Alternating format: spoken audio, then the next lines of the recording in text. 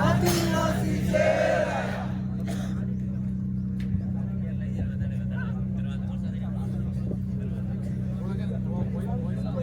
सभी साथियों को जय जोहार।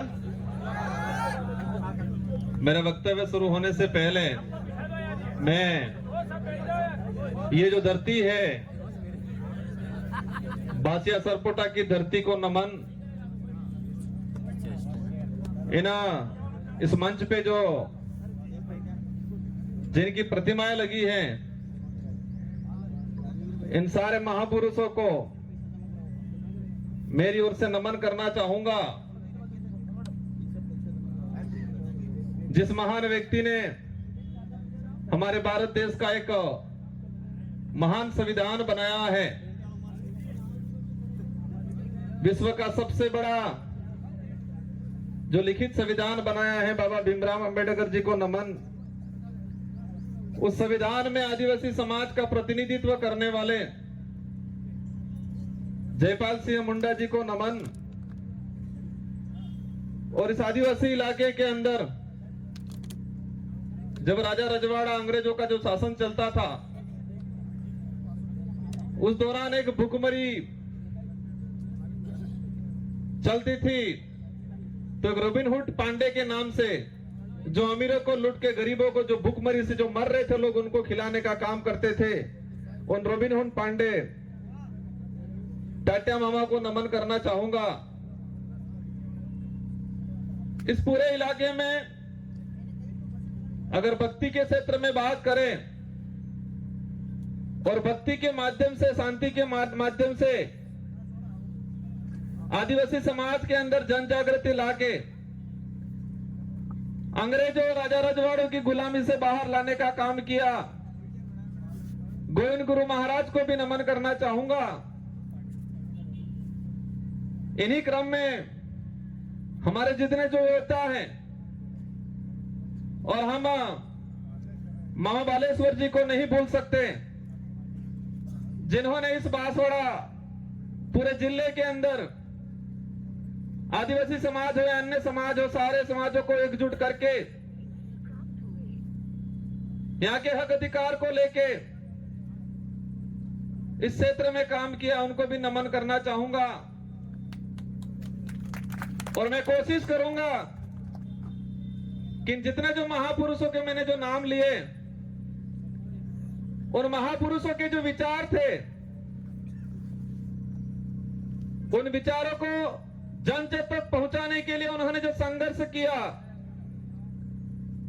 उन्हीं विचारों को आगे बढ़ाने का काम मैं और मेरी भारतीय आदिवासी पार्टी करेगी।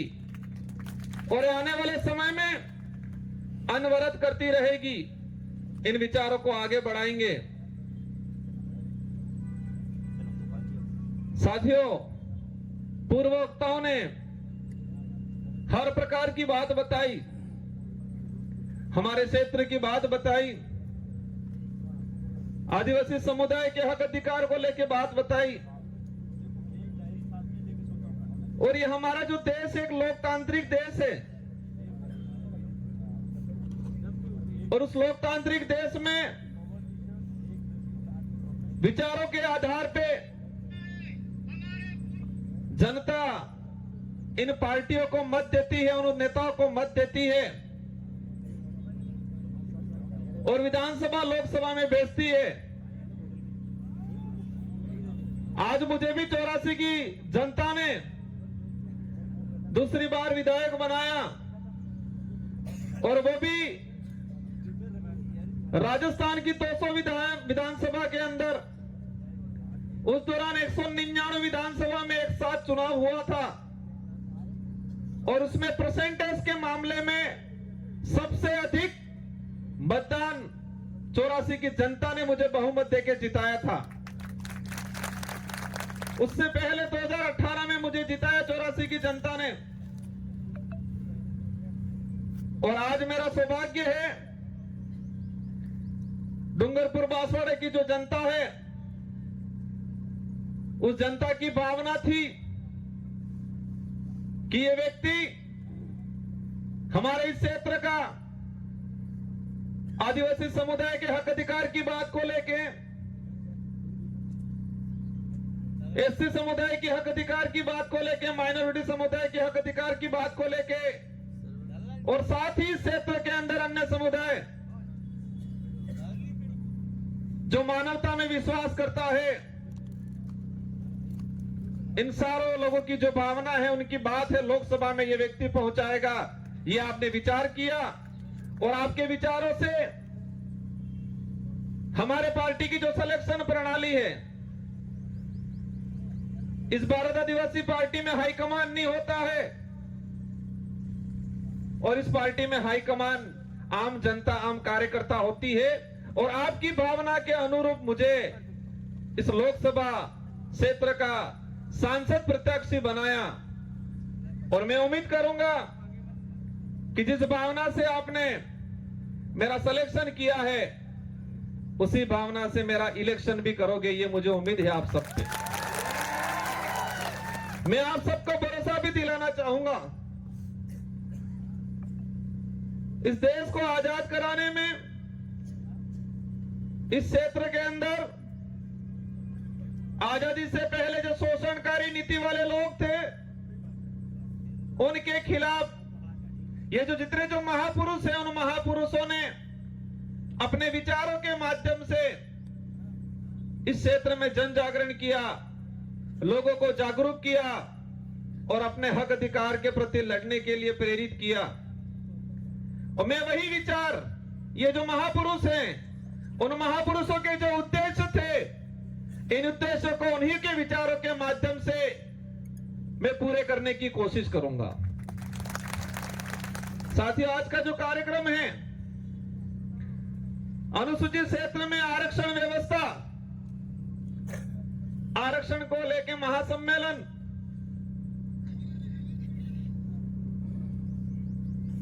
ये जो शब्द है, उनके खिलाफ ये जो जितने जो महापुरुष हैं, उन महापुरुषों ने अपने विचारों के माध्यम से इस क्षेत्र में जन जागरण किया, लोगों को जागरूक किया और अपने हक अधिकार के प्रति लड़ने के लिए प्रेरित किया। और मैं वही विचार, ये जो महापुरुष हैं, उन महापुरुषों के जो उद्देश्य थे, इन उद्देश्यों को उन्हीं के विचारों के माध्यम से मैं पूरे करने की कोशिश करूंगा। साथियों, आज का जो कार्यक्रम है, अनुसूचित क्षेत्र में आरक्षण व्यवस्था, आरक्षण को लेकर महासम्मेलन,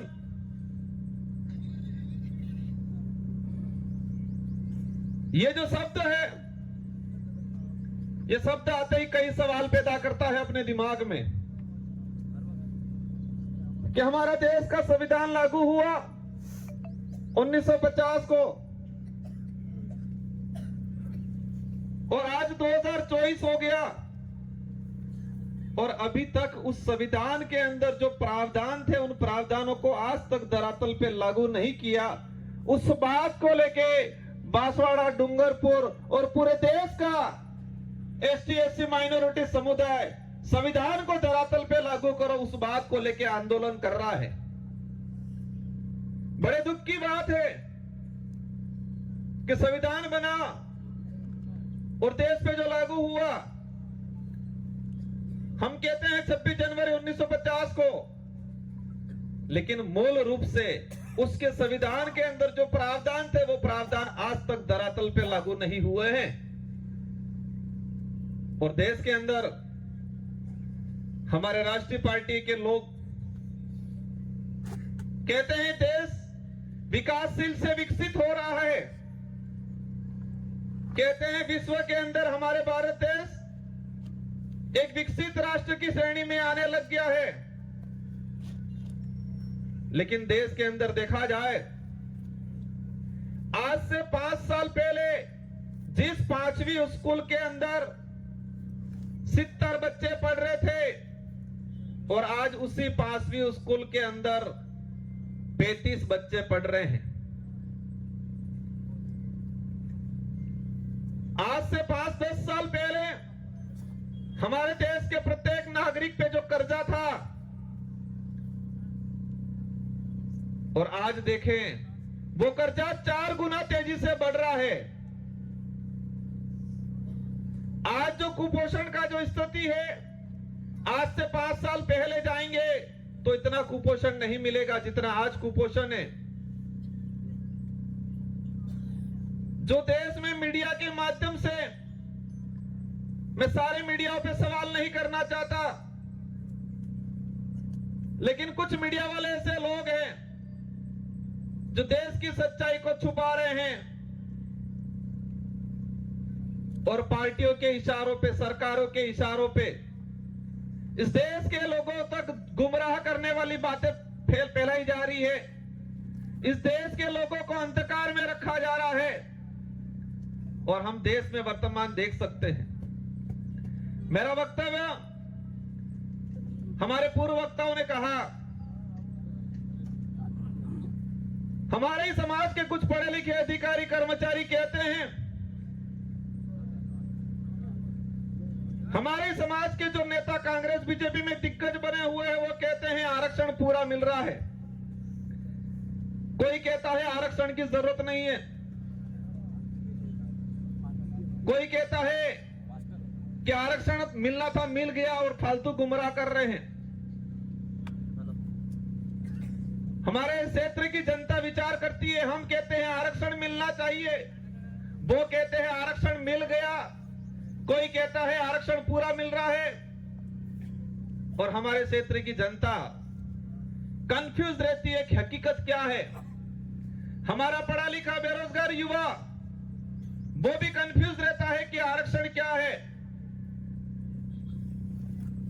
और दुख की बात यह है कि हमारे पाठ्यक्रम में बेमतलब की चीजें डाली जा रही है। अगर देश के अंदर आरक्षण को लेकर जो चल रहा है, कुछ लोग कहते हैं भ्रमित किया जा रहा है। देश के आरक्षित वर्ग को, युवाओं को अगर क्लियर करना चाहिए था तो संविधान के अंदर जो आरक्षण व्यवस्था रखी गई है उसको हमारे पाठ्यक्रम में लागू कर दिया होता तो आज हर युवा को पता होता कि मेरा रिजर्वेशन संविधान के अंदर इतना है, शेड्यूल एरिया में इतना है, नॉन शेड्यूल एरिया में इतना है। लेकिन होता क्या है, वो आरक्षित वर्ग का युवा आरक्षण को जान जाएगा, समझ जाएगा संविधान में प्रावधान क्या है समझ जाएगा, तो वो सवाल खड़ा करेगा उन राष्ट्रीय पार्टियों से, उन नेताओं से जो आते हैं कहते हैं कि राम के नाम से वोट देना। कहते कि नहीं कहते हैं? इन लोगों ने कभी ये नहीं कहा कि बेरोजगारी खत्म करेंगे, बेरोजगारी खत्म करने के नाम से वोट देना, ये बोला उन्होंने? इस क्षेत्र में शिक्षा में गिरावट हो रही है, शिक्षा के क्षेत्र में हम काम करेंगे इसके नाम से वोट देना, ये नहीं बोला। और इस देश का दुर्भाग्य है कि इस देश में ऐसे नेता पैदा हुए हैं जो खुद के समाज का तो भला नहीं किया, लेकिन जिस पार्टी का खाया, जिस पार्टी में पद प्राप्त किए, ऊंचे ओहदे पे गए, उस पार्टी के भी नहीं हुए। जिस पार्टी के अंदर गए हैं उनको कहना चाह रहा हूं कि जो व्यक्ति उनके समाज का नहीं हुआ, जो व्यक्ति उसकी पार्टी का नहीं हुआ, वो तुम्हारा कतई नहीं हो सकता है। और इस क्षेत्र में देखा है मैंने, हमारे जनरल वर्ग के भाइयों को जाके ये भड़काते हैं, कहते हैं कि तुम चिंता मत करना, मैं तुम्हारे साथ हूं, ये बोलते हैं। तो हमारे उन भाइयों को भी कहना चाहूंगा, जो खुद के समाज का नहीं हो सकता है वो आपका कभी नहीं हो सकता है। ये विचारधारा सच्चाई को लेकर लड़ रहे हैं। ये विचारधारा हम कहते हैं हम आदिवासी समाज में पैदा हुए, जिस पार्टी के अंदर गए हैं उनको कहना चाह रहा हूं कि जो व्यक्ति उनके समाज का नहीं हुआ, जो व्यक्ति उसकी पार्टी का नहीं हुआ, वो तुम्हारा कतई नहीं हो सकता है। और इस क्षेत्र में देखा है मैंने, हमारे जनरल वर्ग के भाइयों को जाके ये भड़काते हैं, कहते हैं कि तुम चिंता मत करना, मैं तुम्हारे साथ हूं, ये बोलते हैं। तो हमारे उन भाइयों को भी कहना चाहूंगा, जो खुद के समाज का नहीं हो सकता है वो आपका कभी नहीं हो सकता है। ये विचारधारा सच्चाई को लेकर लड़ रहे हैं। ये विचारधारा हम कहते हैं, हम आदिवासी समाज में पैदा हुए हैं, मेरा पहला फर्ज बनता है कि मैं मेरे परिवार के लिए, मेरे समाज के लिए बात रखूं। साथ ही क्षेत्र के अंदर हमारे एसटी समुदाय के भाई हैं, माइनॉरिटी समुदाय के भाई हैं, इसके अलावा किसी भी वर्ग का गरीब भाई है, उसकी कोई भी बात होगी, कोई भी समस्या होगी, उसका निराकरण करेंगे हम लोग। और ये देख सकते हो हमारे 84 क्षेत्र के अंदर हर व्यक्ति ने हमको मत दिया और मुझे मेरी विधानसभा में प्रचार करने की जरूरत नहीं पड़ी थी। हमारे कार्यकर्ताओं ने मोर्चा संभाल लिया था और हाईएस्ट मत जो राजस्थान में टॉप 2 में लाके रख दिया मुझे। आरक्षण व्यवस्था को लेकर कुछ आंकड़ा मैंने क्लियर किया है, अलग अलग डिपार्टमेंट की भर्तियों का, लेकिन इस मंच के सामने ही हमारे खाकी वर्दी वाले भाई दिख रहे हैं, इसलिए मैं उनके डिपार्टमेंट का कुछ आंकड़ा बता दूंगा।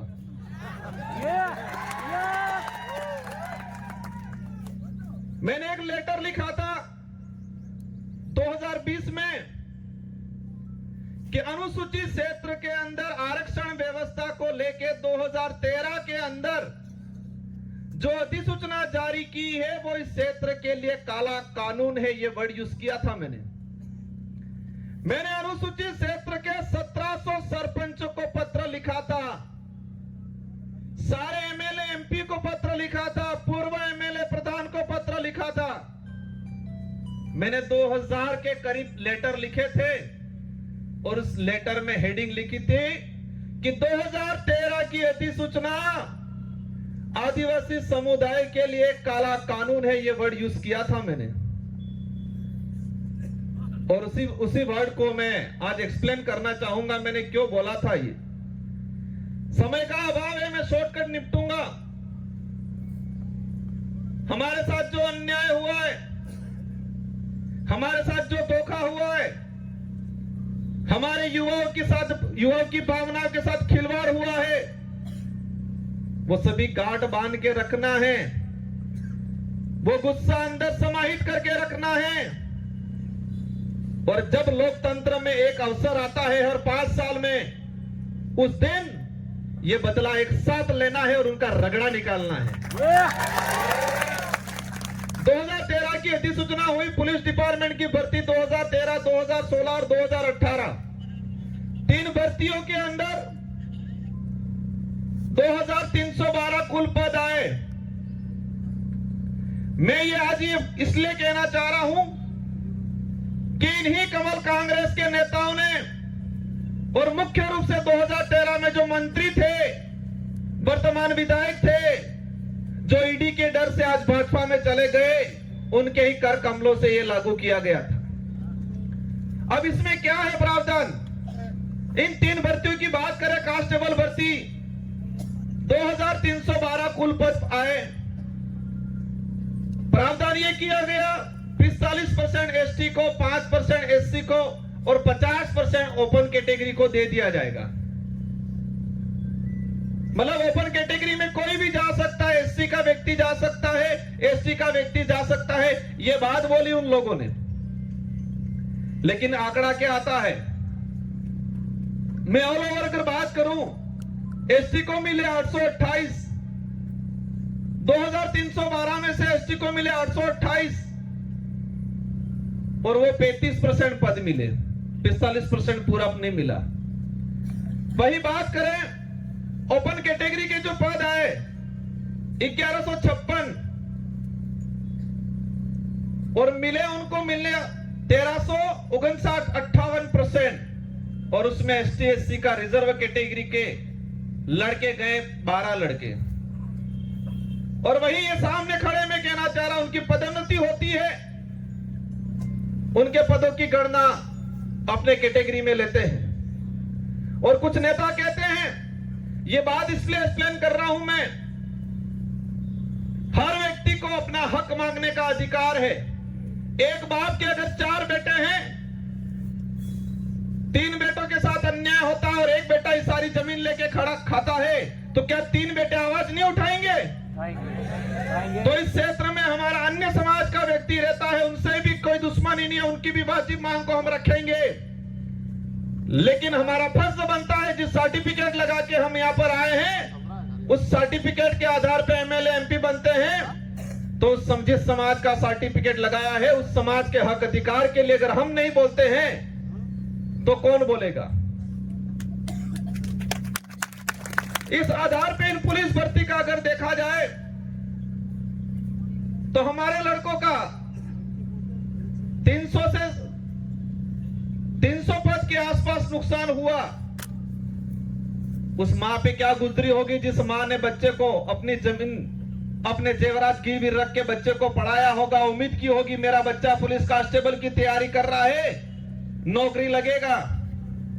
लेकिन इस प्रकार की अधिसूचना के कारण वो बच्चा आज नौकरी नहीं लगा और वो बच्चा आज गुजरात में जाके मजदूरी कर रहा है और उस मां के सपने अधूरे के अधूरे रह गए। ये लड़ाई उनके लिए है। सूद समेत वसूल करेंगे। और ये किसी समाज को हम दोष नहीं देना चाह रहे हैं, हम दोष उस नेताओं को देना चाह रहे हैं जिन्होंने अपनी पेटियां भरने का काम किया, टिकट लेने का काम किया और इतना कमा लिया कि ईडी के डर से भाग गए। उम्मीद की होगी मेरा बच्चा पुलिस कांस्टेबल की तैयारी कर रहा है, नौकरी लगेगा। लेकिन इस प्रकार की अधिसूचना के कारण वो बच्चा आज नौकरी नहीं लगा और वो बच्चा आज गुजरात में जाके मजदूरी कर रहा है और उस मां के सपने अधूरे के अधूरे रह गए। ये लड़ाई उनके लिए है। सूद समेत वसूल करेंगे। और ये किसी समाज को हम दोष नहीं देना चाह रहे हैं, हम दोष उस नेताओं को देना चाह रहे हैं जिन्होंने अपनी पेटियां भरने का काम किया, टिकट लेने का काम किया और इतना कमा लिया कि ईडी के डर से भाग गए। गजब सुनता हूं मैं। एक दिन कहते थे हम पे आरोप लगाए और फिर बाद में 2 दिन बाद कहते हैं ये तो जुमला था, कहते हैं कि मोदी ने जुमला दिया था और आज कहते हैं कि मोदी के विजन से प्रभावित होकर गया हूं। मोदी जी के जुमले के विजन से प्रभावित होके गए हैं। इसका मतलब ये क्लियर है कि वो भी जुमलेबाज से कम नहीं है। हमें उनसे भी पर्सनली कोई लड़ाई नहीं है, उनके कई जमीन का बंटवारा हमारा नहीं है, लेकिन उनको इस क्षेत्र की जनता ने बड़ा लीडर माना था। हमारे बड़े बुजुर्गों ने आशा रखी थी उनसे कि ये नेता है बड़ा, हमारे लिए, हमारे क्षेत्र के लिए कुछ अच्छा करेगा। इन आशाओं पे पानी फेरने का काम किया है। मुझे कई जगह से जानकारी मिली, बुजुर्ग लोग जो रात दिन उस आदमी के लिए, उस पार्टी के लिए घूमते थे, खुद का पैसा खर्चा करके इन लोगों ने कई जनों से दुश्मनी ले ली उस व्यक्ति की वजह से, उस पार्टी की वजह से। और आज बेचारे वो बुजुर्ग लोग रो रहे हैं। आपको चिंता करने की जरूरत नहीं है। पूरे देश के अंदर यही भारत आदिवासी पार्टी है जो सच्चाई को लेकर लड़ने का काम करेगी। और आप देख सकते हो, उदयपुर संभाग की बात करें कि कांग्रेस कभी नहीं बात कर रही है कि शिक्षा अच्छी मिलनी चाहिए, स्कूलों में व्याख्याता लगने चाहिए, बेरोजगारी खत्म होनी चाहिए, हमारा अनाज जो पकड़ा है उसको एमएसपी रेट मिलनी चाहिए, बात नहीं करेगी।